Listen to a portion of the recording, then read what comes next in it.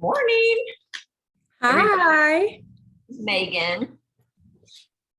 People you can't see also Yeah. over there. I'm only seeing the couch and this way, but hello to all of y'all. I'm obviously from Texas, so you're going to hear the y'alls.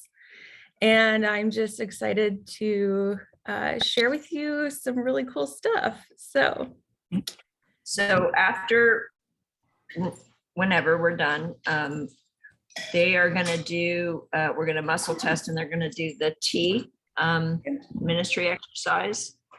So I've kind of prepped them of what that looks like. And Katie and Christy are here and they know how to manage that as well. So you just teach whatever's on your heart, but definitely include a little bit about the T. So perfect.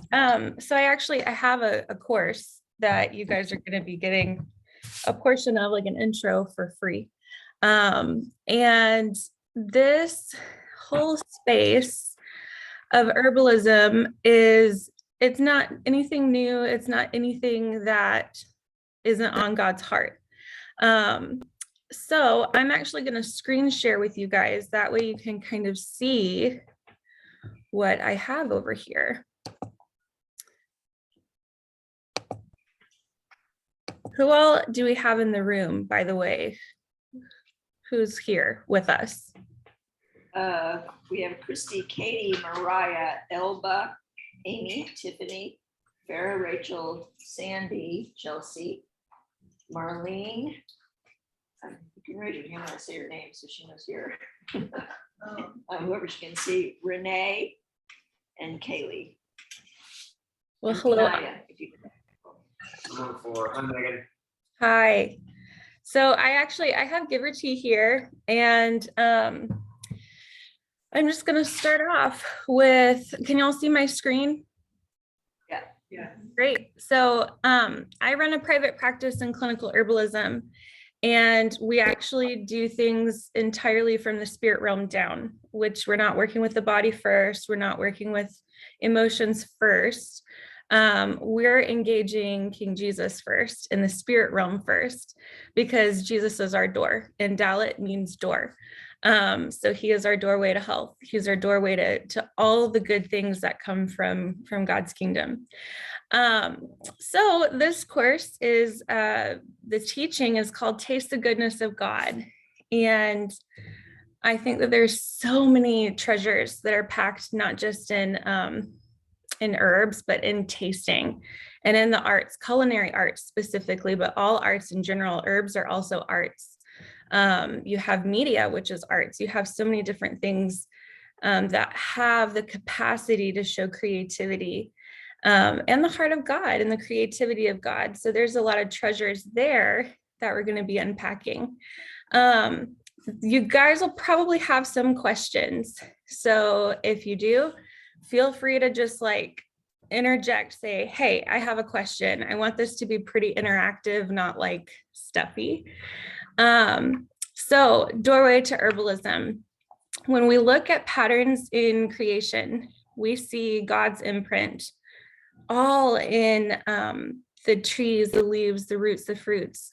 And those are given to us as gifts, and they can actually bring healing. And this is stuff that you guys know. However, there's a lot of thwarting with the earth and with creation and with what is God's goodness. And I fully believe that when we invert our worship to be on created matter, it's going to open up so many doors. And we don't even know half the time if there have been other people in our bloodline that have actually done this. So with that, we're going to open up a space for people to have their spirit ministered to through color, through herbs, through creativity. And it's all done through having our spirit come forward to be able to be nurtured, ministered to, healed, and really expand. So you'll see here, your human experience was intended for you to live at your highest calling. And if you're sick, you're not living at your highest calling. If your emotions are out of balance or out of alignment, That's not the highest good that God has for you.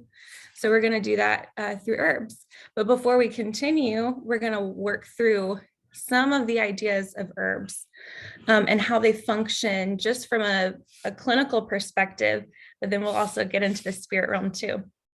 So these gifts come for cleansing, redemption, and aligning of our physical healing. And our vision for Dalit Holistic Health Group is that we're intending to see the goodness of God in the land of the living, not the land of the dying. That's like pharmakia. That's like all of the sorcery poison that goes into the body from being prescribed drugs that don't help.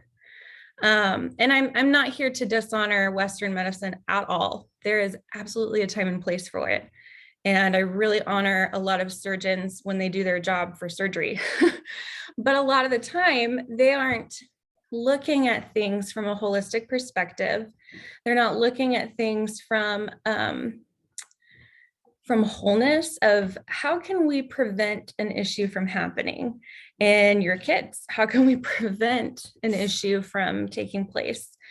So my vision is to see the land of the living, not the land of the dying. I'm going to move my face around here on the screen. So we also believe that life begets life. Every single seed that we plant is going to produce whatever that seed is. So if it's a seed of dis-ease, that's not in alignment with the heart of God. That's going to produce more discomfort, more suffering, more lack of abundance. But if we produce or plant seeds of God's goodness, we're going to see that multiplied through and through and through. So what's really, really interesting is our body has its own language that it communicates to us through. And usually it's through the elements. We're going to actually talk a little bit about the elements. When we have conditions in our body is going to tell us what those actually are. Instead of just putting an herb on a symptom, which a lot of people do this, they just put an herb on a symptom saying, well, I have inflammation. They're not asking questions about the person to gather a bigger picture as to, okay, well, who is this person? And how can I best assist them? How can the gifts that God's given us through plant matter best assist them? So we're learning about personhood, about who God created us to be, all through design and us coming into our identity. So when we're addressing issues through a lens and a grid of identity versus a lens and a grid of death, so to speak, we're going to have a lot more earned authority to bring the redemption and to bring the goodness of God into our bodies. And herbs are just super cool because they can do that. So color is something that you guys are probably have heard about and you know about chromotherapy, and a lot of people use the glasses. There are so many gifts and frequencies that have color, and they actually change the way we perceive our entire experience. So there's a connection in the Bible where it says, taste and see that the Lord is good. So when we use our taste, our tongue, which life and death is in the power of the tongue, spoken word, but what happens when we're consuming? It's connected to our vision. So when our vision is clear, we're going to be able to see the goodness of God. So with that, why the heck do we have so many artificial food colorings in our food? You walk down the aisle, like any aisle grocery store, and everything is laden with these petrochemicals. It's plastic that affects the soul. There's a lot of studies on children and their development whenever they consume fake color, because the Lord intended color to enhance our human existence. There was actually a study.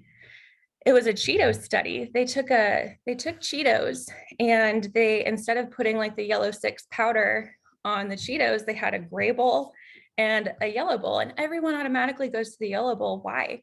Because it's so pretty and it's inviting and it talks to our soul through our eye gate. The color connects with us through our eye gate, and we're essentially, we were designed to enjoy and appreciate color. So then you can get into this whole world of, well, why are people doing this? Because they're aligned with the wrong kingdom. They're aligned with a different kingdom to bring the opposite of God's goodness into the world. But the redemption piece in this is he restores souls. And just because there's a lot of junk out there doesn't mean that there's no freedom. There's a whole lot of freedom and there's a whole lot of goodness. We just have to reframe our mindset to see the goodness of God everywhere we can look. Okay, so the gift of color. Most of the time, mainstream aren't even considering color to be therapeutic. We've been conditioned to think that, oh, colors are for just the artists or just the 5-year-olds who still want to eat glue in their kindergarten class. And that's not entirely true. Every single person benefits from the creativity and the frequency and the life flow of God that can come forward through color. And it just enriches our entire experience and brings this vividness to our life, so we can reflect that back to God and bring about more of his frequency through us as we're able to live through our identity with more vibrance. Okay, so let's get into the 5 herbal tastes. So with herbs, there are 5 different taste groups. And the reason I bring up taste is because it corresponds with tasting and seeing the goodness of God. And so there's going to be herbs that are going to help balance your body. They're very nutritious, they're nutritive. They're going to be very healing. So those are going to be your salty tastes. And when I say salty, I'm not meaning like you're eating salt from the ocean or anything like that. It's more like mineral dense. So think of your nettles. Think of things that are highly minerally. And then we move to bitters. There's a ritual of eating a salad, and I mean ritual in like a very, just like a process that people do. The ritual of the salad that came into being because primitive people would eat bitters prior to having a really large meal. And the reason they did this was to help their digestive juices break down the heavier meats or fats that they were consuming for optimal digestion. What's crazy is our powers that be, the government, they are genetically modifying our greens to have less bitter taste. And we have to have those bitters activate the portions of our tongue to stimulate biochemicals in our stomach acid to help break down and absorb nutrients in our food. Bitters are highly beneficial for digestion, and everything starts with digestion. All of our power source is coming from our second brain, our gut. Okay, so we've got sweet, and what's shown here is licorice root, and I have in my teas, a lot of them contain licorice root. And those are going to be the sweets. Those are going to be more moistening in energetic of that type of herb. So why would you want to know this? If you're needing something that is sweet in a tea for medicine, you're going to know that that is going to bring moisture. Licorice root, it's called a demulcent. Marshmallow root is like this. It's going to help things have lubrication. And so that sweetness is actually very helpful. Stevia is another one of those. So then you have your sours, which are like your lemon balms, your peppermints. Those are going to be really helpful for astringing. When something is sour, your lips pucker. You get tight, you get toned, your lips pucker. So all of these have essences and all of these have designs based on how they taste. You've got pungent, which can be very strong, very push forward. You can use a lot of those. Typically, they're going to have high heat. So like ginger or cayenne, those are going to typically be pungent, and usually they're going to be dispersive. So they're going to make things move. So it creates movement. Let's see what's next. Okay. So in our practice, we pair herbs to a specific person. And the way we do this is by figuring out the constitution of a person. We look at the person to see, how does this person jive? Is this person more of a person that needs to be stimulated? Sometimes coffee is very helpful for certain constitutions within a person. If you give coffee to the wrong person, let's say someone who already has a high amount of heat in their body, you could trigger anxiety. So there's a lot of chemical biochemistry that goes through pairing plant matter to how someone is presenting. With that, like I was saying, you're going to want to know the energetic of the plant.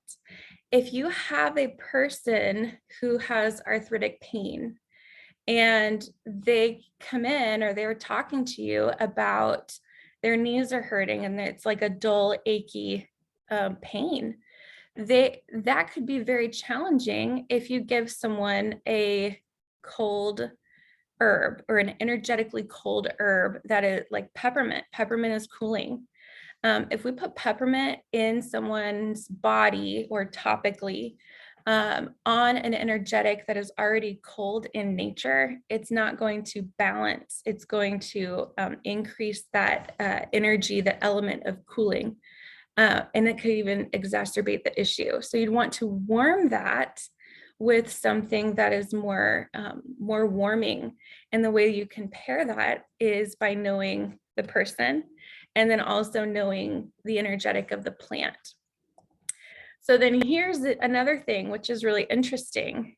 You can have inflammation. Every single person has had inflammation at one point or another in their life.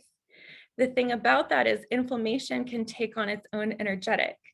So you can have cold inflammation, like in the case of like arthritic pain, or hot inflammation, like a fever. And I'll give an example of two different kinds of fevers. You could have a child who has fire engine red fever. They're radiating heat. Everything is red in their body. They are hot, hot, hot. Logic says, cool them down. That's the premise of balancing. However, you can also have a cold fever, a very cold, energetic fever where the fever is maybe 99. They're pale in complexion. They're kind of clammy, kind of wet, and it's just not popping. It's literally like the fever's there, but it's not being productive. So in that case, you'd want to pump them with something that's warm, like ginger tea, garlic, possibly even cayenne to a healthy level. That's very extreme herb, very, very powerful herb, but it's heating and it's warming and it gets the job done. So what is the whole goal of this? The whole goal is to create peace. And I'm going to tell you all this. These types of modalities are taught in a lot of Western herbalism. However, my academy, we don't align with using elements to will manifest. We don't align with any of that stuff. We do align with bringing it redemption into the earth based on the goodness of God that's already here as gifts. And as sons and daughters of God, we can rise up into our identity using tools that he's already given us. And that just empowers more people to be healed, be healthy, be in peace, and operating at a completely different level. All right, so I kind of mentioned this already, but the goal, again, is to create peace. Blessed are the peacemakers. They're going to be called sons of God. This means we have to create peace within our bodies as well. When we're living outside of that peace parameter, that's just an open door for all sorts of other critters, all sorts of other energies and energetics to come forward. And that's not at all the purpose of our life whatsoever. So getting rid of those energies, getting rid of that dis-ease, the lack of peace, and bringing in treasures that maybe we've never even expected or even considered is really, really helpful. The bottom line here, though, is coming into a fullness of identity and also seeing design of yourself, of different issues that are taking place, like energetics of an issue. Seeing the design of herbs and how they were used to bring the glory of God forward. They were literally here to bring goodness forward so that we could be manifesting God's will here on earth as it is in heaven. Okay, so when we're expressing our design, it's going to allow our body to be in more of alignment with who we were created to be. Let's see. Oh, y'all don't need an assignment. Okay, so let's talk about colors and plants. Do y'all have questions? Good. Yes? Good. Okay, I can't see everybody, but I'm just going to take that as a good. If it's not, yell out.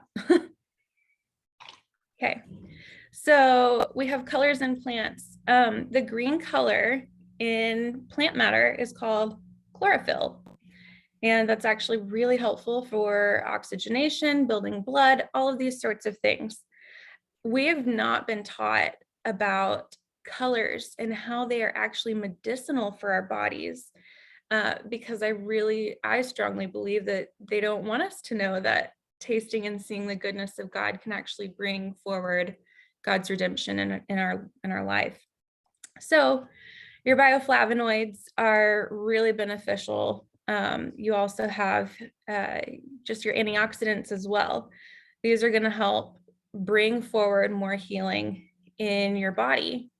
And so if we know that color is for our enjoyment and our benefit, it's going to make sense that if we're bringing forward healing through color, through plant matter, through nutrition, it's going to take us to a different level of our health and our healing, because we're optimizing something that has been in our backyard. It's been right under our noses for so long that we've been conditioned to not really put value in. So I created an entire tea line that is actually specific for spirit ministry. And it reflects the spirit fractals, the fractal of the rainbow. And I'm going to show them to you. Here it is. This is the fractal, and it starts with prophet, and it runs to servant, to teacher, to exhorter, then giver, ruler, and then mercy. And in the New Age, they will talk about how you can shine light into different chakra points of your body. They will talk about activating certain chakra points. I do agree that there are chakra points or energy centers within the body. Sometimes using the word chakra can make some people go, what are you talking about? So I like to say the word energy centers in the body. However, the way that the Lord showed me, it was like our spirit is a lampstand. And if you guys can see right here, there are 7 lamps, and each one has the ability to have the flame flowing and ignited through them. So like prophet portion has its own little light on the menorah. I have a menorah right here. So like prophet, and then servant, teacher, exhorter, giver, ruler, and mercy. So that's what I saw in my spirit for as I was developing this entire modality of healing. And we're using color to activate our spirit, because light is beckoning to light. So when we're drinking our prophet tea, our prophet portion is being activated through light. Our body is benefiting by anchoring into our humanity and our creative matter. So we have herbs for healing our body, and we also have light emitted to bring forward ministry to certain spirit portions. And it's actually really interesting because I've had some feedback on, there was a girl I was talking to the other day. She said, I really, really like prophet and ruler tea, but I can only drink small amounts of them. Otherwise I get too blunt. So it's really interesting how our spirit, based on the way that God's designed us, will be able to come forward with flow, with function, but sometimes we just need our spirit to be ministered to. Okay, so spirit fractals, we went over that just a second ago. Right here, I've got prophet tea, and then mercy tea, and then just really cool herbs that come from God's heart, not the heart of Mother Nature. Okay, so let's talk about prophet tea. So we have the fractal of prophet, and I don't know how many of you guys are familiar with the spirit fractals. I'm going to just give an overall view of how each spirit fractal operates. Very brief, because we could really dive in and stay here for a while. Brief overview of each spirit fractal, and then their element that they correspond to as well. So you've got the prophet fractal. They're all about design. They're visionary. They see vision from God's perspective. They see the grid from God down. They see it from heaven's perspective downward. They're a speaking gift. They're able to call things forward and call things out. And sometimes that's amazing, and sometimes it gets them in trouble because they say things with very, very directness and a fire and a passion that is holy and righteous and just.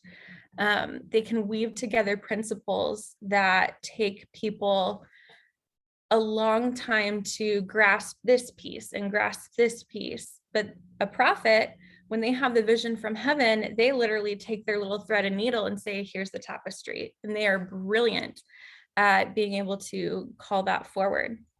They are primarily a God to man and how they relate to people. And so I'm saying this in how they relate. Let's talk about holistic perspective. A lot of like Bill Gothard, Arthur Burke, they talk about the redemptive gifts. And yes, this is a portion of that. However, I believe that our spirit can become so healthy that every single portion of our spirit is walking in really, really high numbers according to our design and according to how we have been configured. One person might be really, really, really strong in exhorter, and then their next strongest might be mercy. And there's a configuration based on every single person's design. There's also the soul piece of what your soul feels most comfortable in.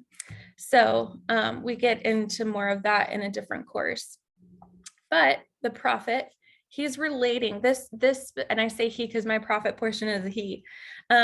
My prophet portion is always relating to God to bring that forward to man.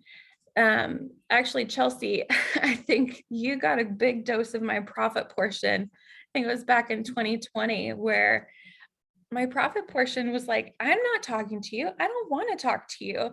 And then my mercy was like, I'm so sorry. She was doing some spirit ministry with me.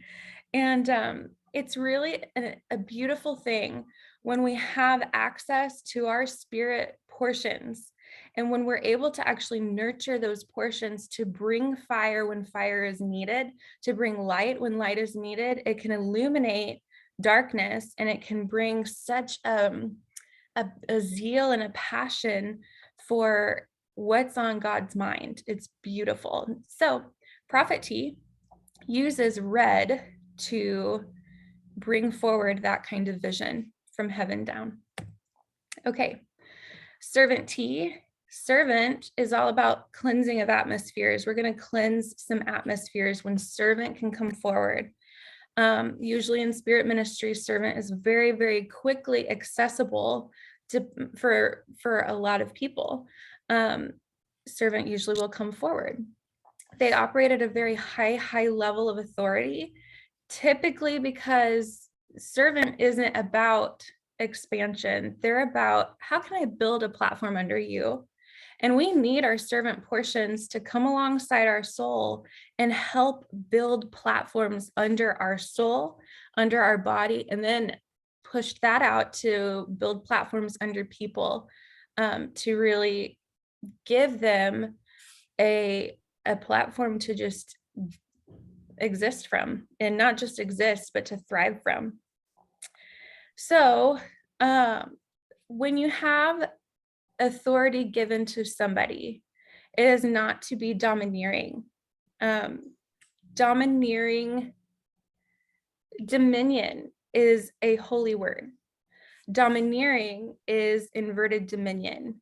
And so a lot of times when there's trauma, dominion can look scary because it feels like domination. That's not at all God's heart. And a lot of times our servant portion can be holding on to wounds that feel like maybe they've been dominated or victimized. And that is absolutely the opposite, because God has given authority for this fractal to pass on more and more authority, to multiply authority from God. He gives us a rod of authority, and the servant portion typically is the spirit portion that is holding that rod of authority. So whenever you're feeling like a powerless situation in your soul, activating servant portion to A, come in and cleanse, and then B, bring the authority of God to a specific area or realm, space, wherever, that's going to change so many and shift so many different dynamics. It's incredible. There was a specific story I heard about a really, really awesome servant portion who there was a car wreck that kept happening at a specific intersection, and they asked for servant intercessors to come forward and pray, intercede that no more death take place at this specific intersection. After the intercessors came in, they cleansed the atmosphere of death. It's gone, because that's the earned authority that the servant portion of our spirit can bring into certain dynamics and into certain situations. With that, servants have to have secure borders. The best thing that a servant can do is learn how to say no. Because if they're always building, if they're always operating in the spirit realm, if your spirit portion of servant is serving all of the other spirit fractals and they're tired, they're going to need ministry. Servant doesn't always have to be the one that comes and steps forward and says, yes, I can, because that's sometimes going to be taking away from another spirit fractal's job, or maybe even an anointing that they flow in. So knowing how to say no in your soul, but also knowing when your spirit should take a step back and say, servant, you could do this, but this is actually ruler's task. So ruler, I invite you forward to come and do what God has designed you to do. Do you see how that there's a disconnect there that can happen in the spirit, which is why modalities that are interesting and new for bringing ministry to the spirit, that's tangible, that we can actually come into alignment, body, soul, spirit, they're so needed. So servants are usually relating man to man because they're about building the platform under people. The element that servants carry is water, because of the cleansing portion. And this is like living water. They can reflect living water. It also corresponds with the second day of creation as well. So moving on, teacher. Teacher is yellow.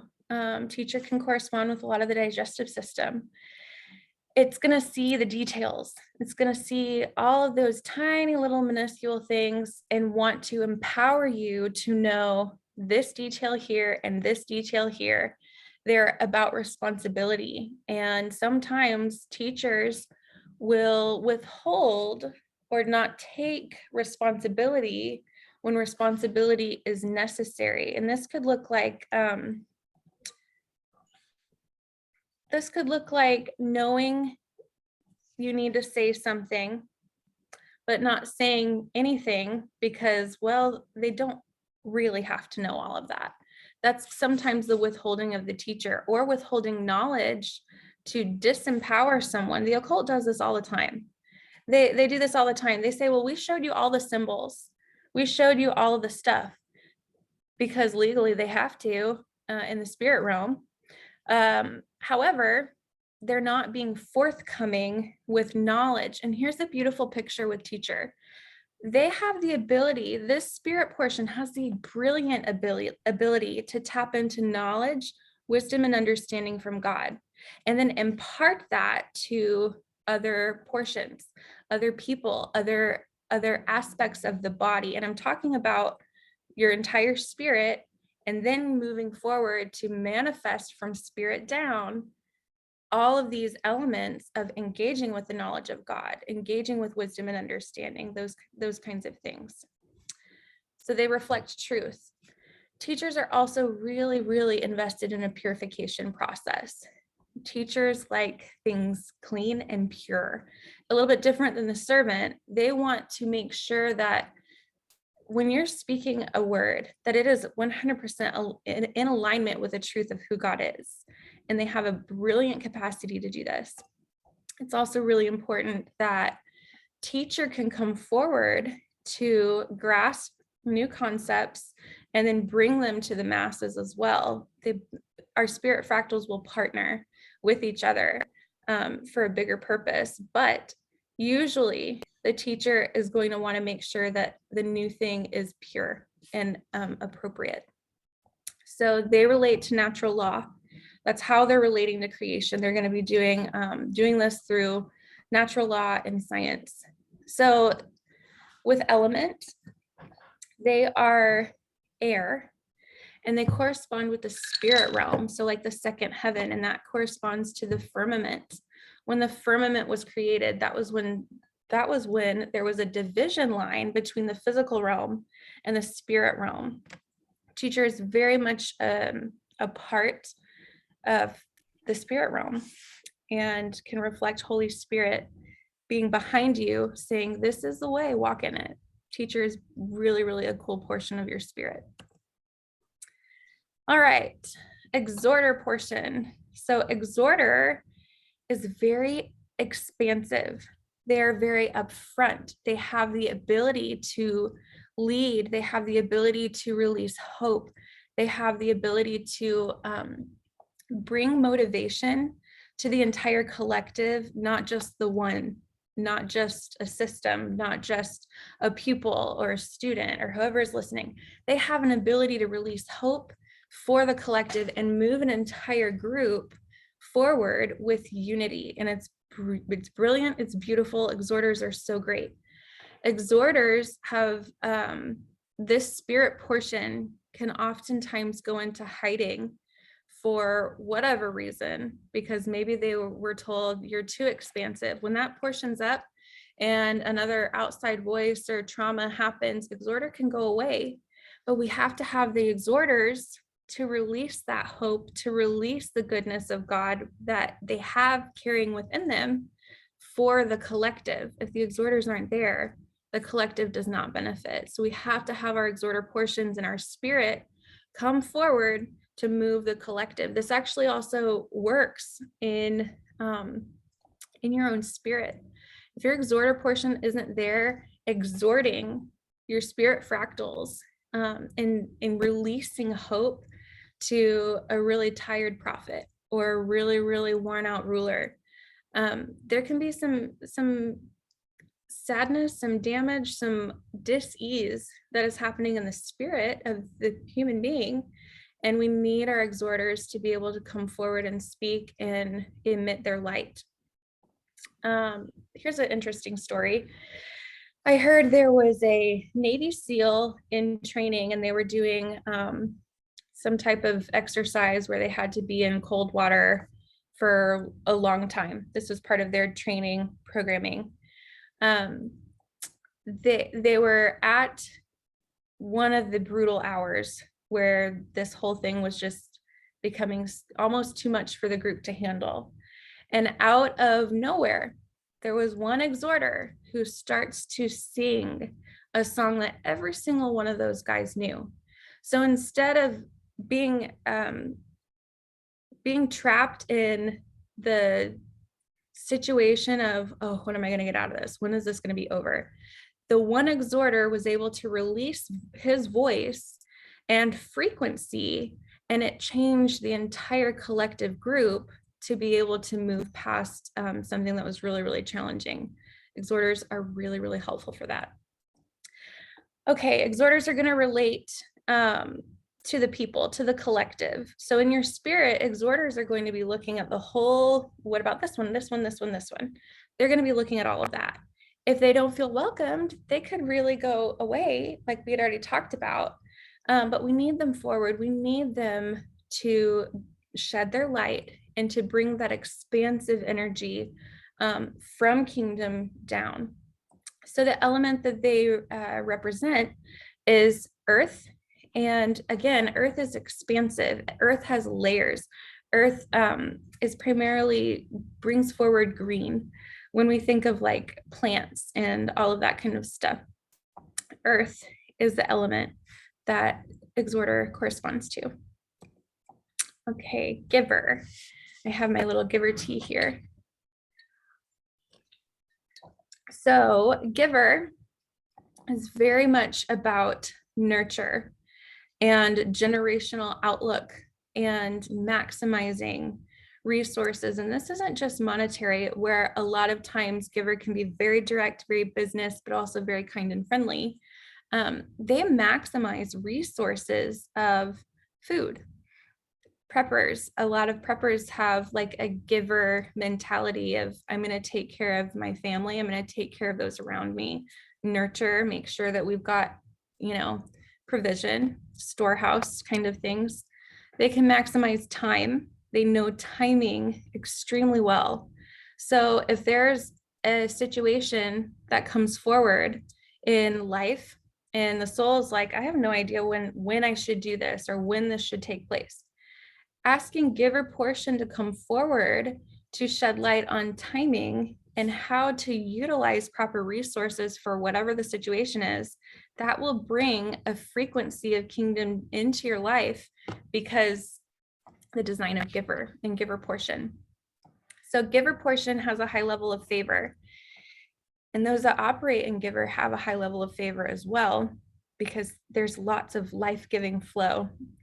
On the flip side, there can be lots of control, and we get into this a little bit deeper in my course, but the redemptive side of the spirit fractal of giver is that they can expand things to not to the level of exhorter, but they can expand things so that provision is there and resources are available.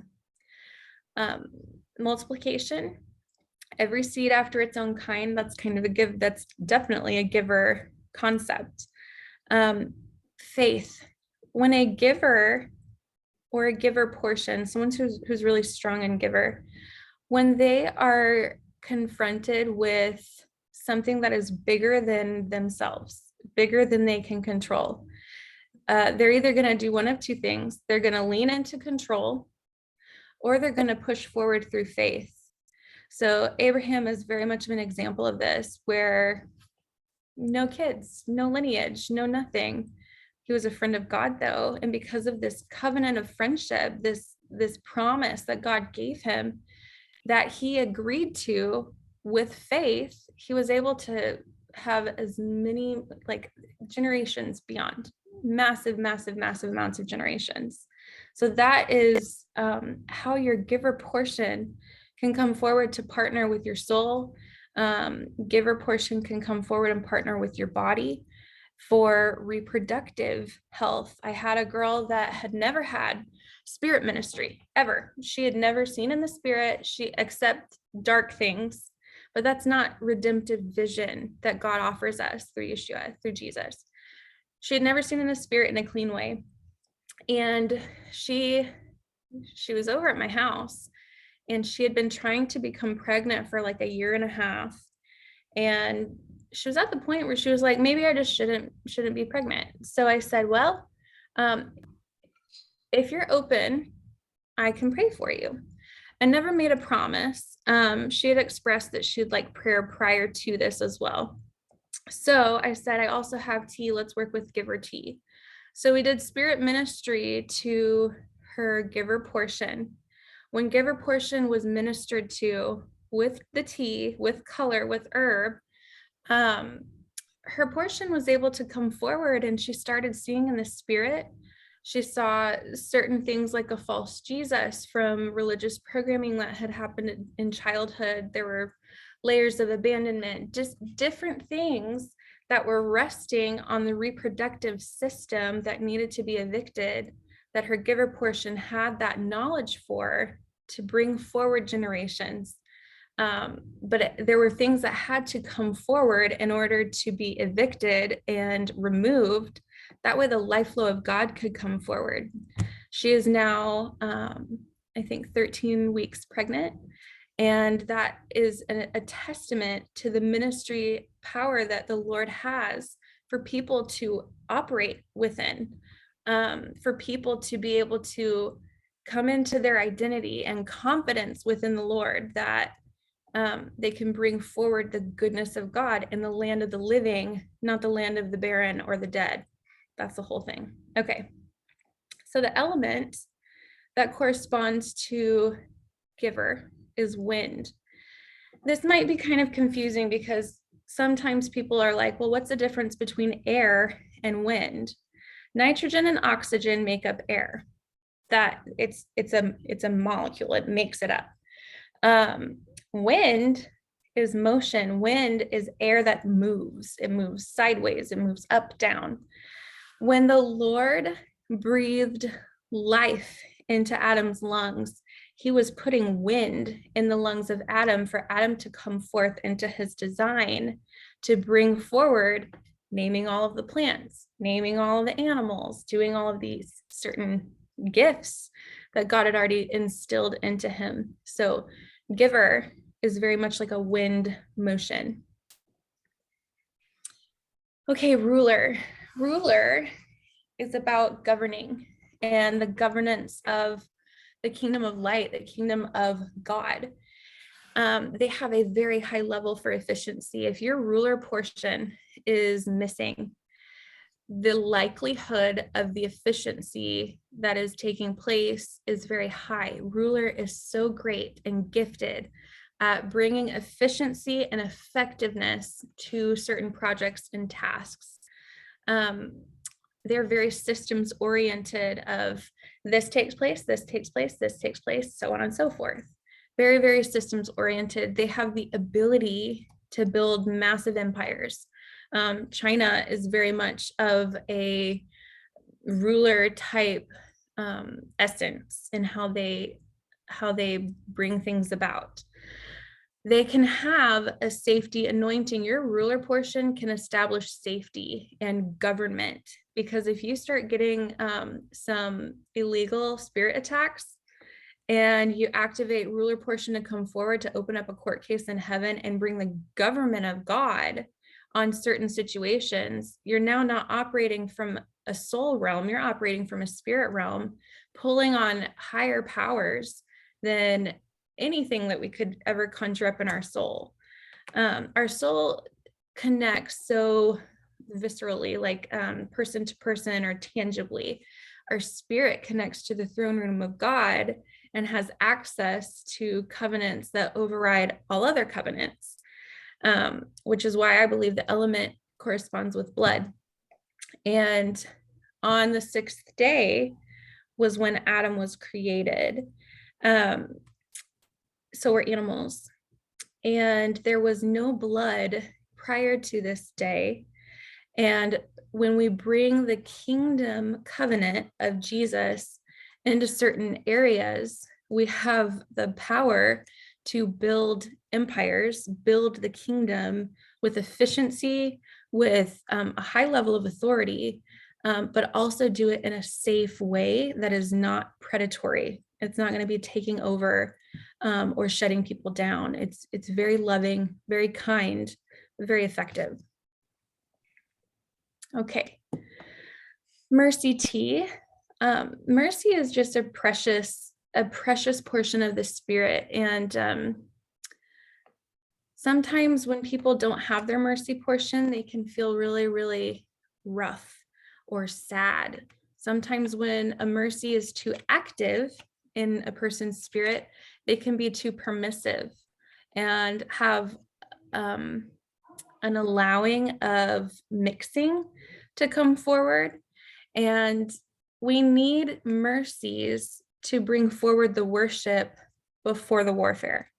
We need mercies, our mercy portion as well, to be able to labor and engage rest of God, because this was created on the seventh day, the Sabbath day of rest.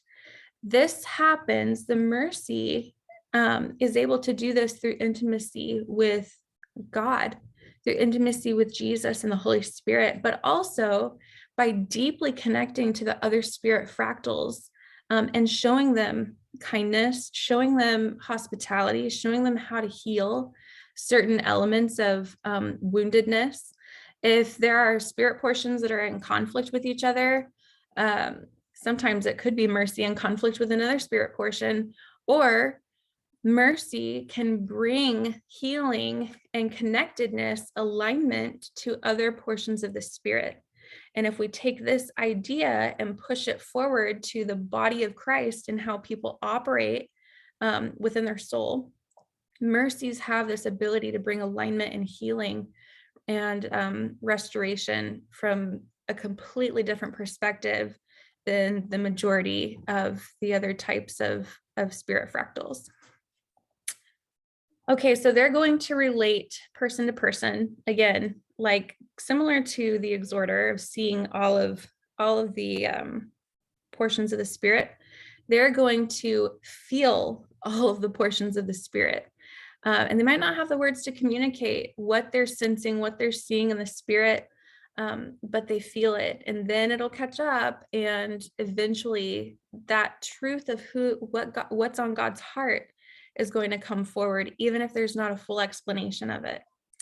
So the element that they correspond to is Abba. They just have direct access to Abba's heart, and to bring forward the essence of God's mercy and healing towards the masses. And they can do this one-on-one, they can do this in groups, they can do this however they need to flow. And I'm going to tell you, mercies, they flow in a different arena because they're so engaged to the heart of God. So that being said, if you have a situation where you're not able to engage the heart of God as quickly, or go to that space, allowing the light of the purple light to engage with the light of a mercy portion to bring forward that mercy portion can be very, very helpful for the ministry to the human spirit. Okay, so we do have a course coming up September 26th through November 19th. We go way deeper into this entire thing.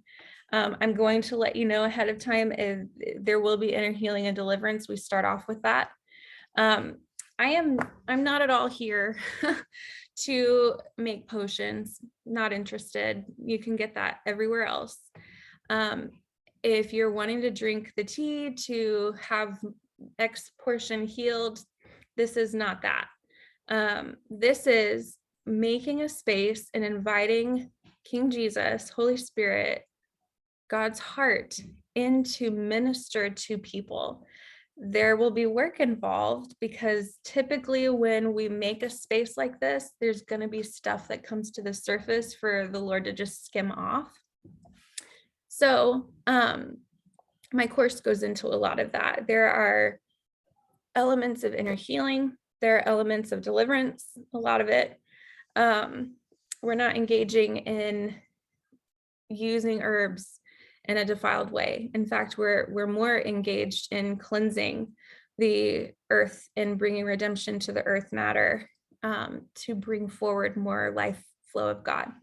So I tell you all that because I don't want you to get in there and think, oh, I'm just taking this course to learn about tea. We're taking this course to rise up into earned authority of sons and daughters and get breakthrough and redemption, and healing for our spirit fractals. So what is included in the course is the full kit of the 7 teas with every spirit fractal. You get a chromotherapy cup like this, and then you also get a gemstone tea infuser, which we're all about redeeming the things that have been taboo for a while because of religious programming. We serve a God who sits on a sapphire throne. There's frequency in stones, okay? And I'm not talking about utilizing earth content or matter for worship. I'm talking about bringing the life flow of God into different realms and arenas. So that course, it starts September 26th. And the way that you would do that or purchase tea is you would become a member of Dalit Holistic Health Group. Here's why I do this. Here's why I do it this way. My entire practice is set up as a private membership association. What that means is I am not in public domain. The reason I do that is to bring a level of security for my members and also me as running the practice, because the FDA is not our friend. So with that, it's just a layer of protection. So if you were to join the membership group, you would add the membership to the cart. And then once you add the membership, you're going to have a $10 coupon that's applied to any service or any product in our dispensary. But that's how that's run. So, all right, that's the end of what I have to talk about. Now I want to hear from y'all. What are your thoughts? Do you have questions? Anything like that? Hey Megan, I don't know if you can see me. I have a few questions. Sure. The first is that, do you see overlap between, this looks a lot like traditional Chinese medicine in the breakdown of the elements. Yeah. But it looks like you have to. Do you see overlap between a person's element, like their body's element, and their actual redemptive gifts? It depends. I think of redemptive gifts in more of a holistic way. I'm not devaluing redemptive gifts. I think that there can be a label and a boxing when we say, well, I am this. It's almost like it discredits a lot of the other portions of our spirit from coming forward and operating. Because we've said, I am this, it doesn't give a space for all the other fractals to come forward. With that being said, I do think that each spirit fractal has an element that they can engage with primarily. With TCM, that gets into like more diagnostic type stuff. I studied Western herbalism. I know briefly, very, very basic TCM. However, we still look at elements, we look at nature, we look at that kind of thing to show how things are presenting in the body. So I hope that answered your question regarding like one redemptive gift aligning with fire. My second question is about the actual giver specifically. Mm-hmm. You mentioned that it can act, leaning in on the giver portion can help with reproductive health. Does that apply to men as well as women, or is that pretty specific to women? I believe that it can be applied to generations, so men and women, because men carry the seed. The seed has to be planted. It has to take two reproductive systems to produce. Just like it has to take, like in nature, you have to have the seed, you have to have the soil and other things that nurture. So yeah, I think giver portion is very much connected to either reproductive system, male or female, because it's about generation. Have you witnessed that? Or is this more of a belief you have at this time? I've witnessed it. Yeah. Okay, yeah, and the second question, last question I have is also on the giver portion. How did you arrive at, like, how did you figure out that the giver apparently has wisdom regarding time? So givers usually are business people, and most of the time, just even on the soul level, business people have to know timing. Exhorters, they have a correspondence to like the times and the seasons, but that is different than timing. Think of an exhorter who likes celebrations. Exhorters love a good holiday. That's fun. It's festive. It's exhorting. It's bringing goodness. It's bringing hope and happiness.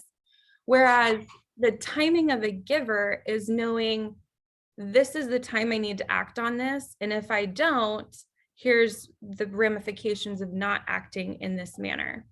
Noah, he knew timing. I don't know Noah's redemptive gift. I'm not going to say I do, but he knew timing because he was hearing from the heart of God saying, hey, there's going to be a flood and everyone thinks you're crazy, but here's the timeline. Here's timing. You need to execute. So that's kind of the distinction that I've come to. Okay. Yeah, thanks for sharing. Yeah. I have a question. Yeah. Megan, Rachel. Hey. Some of the stories that you shared, some of the testimonies of just like how you were activating different spirit portions and just the cool testimonies of healing. It'd be really awesome to be able to hear more of that, or if you have a space for that, or Yeah. course. Yeah. Come in on use that to activate and heal. So in my course, we have something called a community call, and that is designed to do just that. The course builds out how to use the tea. It builds out how to have your spirit ministered to with guided exercises. And these are between you and Jesus. Y'all, like, this is not me augmenting a situation or making a promise that if you drink giver tea, you're going to get pregnant. No, like, I'm not in control of any of that. And I have no idea anybody's journey. What I do know is God's heart is to engage with our spirit and to have encounters with him. So the community call is to power up our healing based on the blood of the Lamb, which is our covenant. That's how we're engaging in all of this, and the word of our testimony. When we bear witness with everyone else around us about the healing that has come forward through new modalities, it gives us a different perspective of God and of our capacity and of who we are. So I do offer that with the course. The community calls, they're on Monday nights at 8 p.m. Central, and that's where a lot of those testimonies are going to come forward. If you're not a part of the course, you could join the Facebook group. It's called Mozingo Medicinal's Spirituality Group, and I can get you guys that information if you want to join.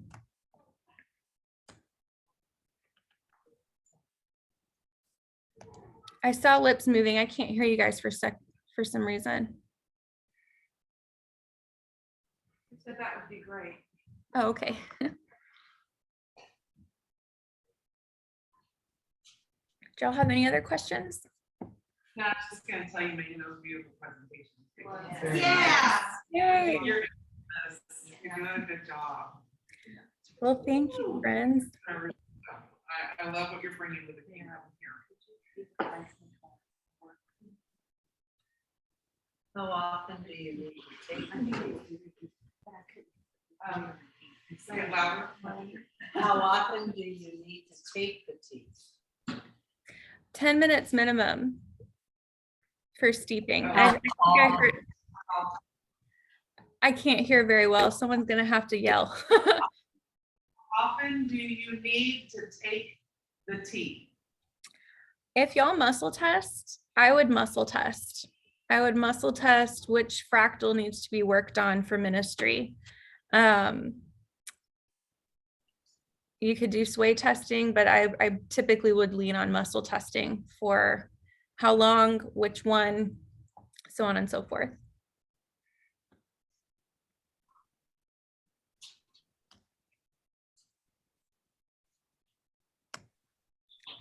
Any other questions?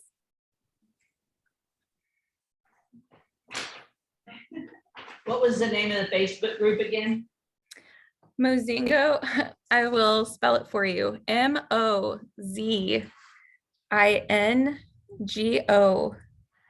medicinals. And then it's spirituality, TEA. I think it's spirituality, yeah, group. Yeah. Mhm. There's a lot of really cool stories. That was our primarily, it started with our tester group, and it's just kind of come forward even more from there. So really interesting stuff, really interesting testimonies of, I did this and I started crying because I didn't know this happened, or this was, playing in the background, that kind of thing. So it's really interesting.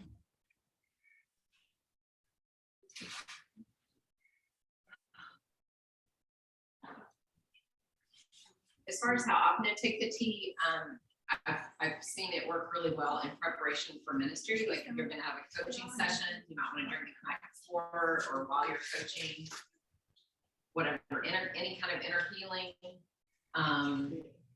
If you're facing something really difficult, you can test which one needs to come forward, or even the opposite if you're celebrating something, right? So you just kind of start weaving it in, your body and spirit will give it ebb and flow of what you need and when. So if you have a really wounded portion, you might do it twice a day for weeks. But otherwise it could be more specific for which setting. If you have a ministry challenge, you could equip the portion that's wanting to come forward for that, just stuff like that. Yeah. Before the last retreat, Sandy and I would, teacher tea was offered to everybody because it was a learning environment, a lot of head knowledge. And so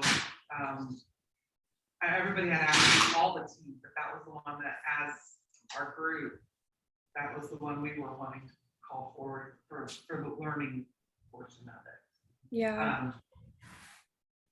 And they were all given the other teas. So if Mercy needed to also experience what we were doing, someone had access to that. It's a really nice compliment to everything. So I'm excited that the people here are able to experience that too. I'm excited too. This whole thing has been such a mind thing from God that you kind of, whenever you're stepping out on something that's completely new, you're like, well, they'll either receive it or they won't. But there's a life flow here, and that's just like I said, every seed after its own kind. So more and more flow of life and God's goodness is going to just come forward. So I just want to honor your spirit because when I was at your house and I saw the teas in the big glass jars, and I asked her, do the tea just even not brewed, just the tea sitting there in your home, are you receiving? And she said, actually, we believe the tea is receiving from us. And I think it's true because she and her husband's, their particular gifting is what opened this. So I think that, yeah, we just want to honor your spirit and what it brings to the herbs. Yeah, before we eat them. well, thank you. That's very sweet. Do y'all have any more questions? If you don't, I'm going to wrap up. Megan, this has been really great. I do have one other question for you. Yeah. On how you figured out what herbs combinations go with what gift. Like, did you muscle test a lot of this? Was this like kind of trial and error? Like, how did you figure that out? So yeah, so if I was formulating for a physical modality, I'd probably, like if I was making a custom medicine for somebody, I would muscle test. I would use all the information on like how to pair herbs to a person, they're energetic, blah, blah, blah. With this, it's completely different because my goal was to accomplish a color coming forward.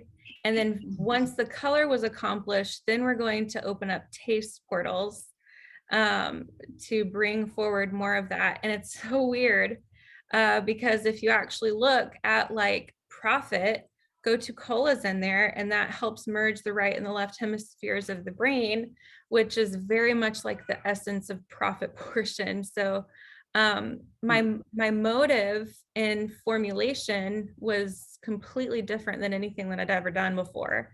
It was based off of color.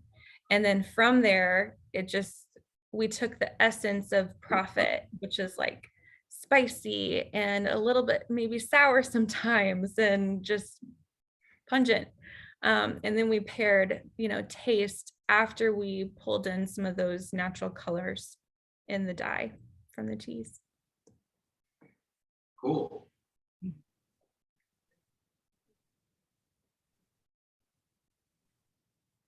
All right, well, this has been super great. I'm gonna hop off now, but I will hopefully see you around in a community call or drinking tea with someone. I'll talk to y'all soon. Thank you. Thank you, Megan. Bless you.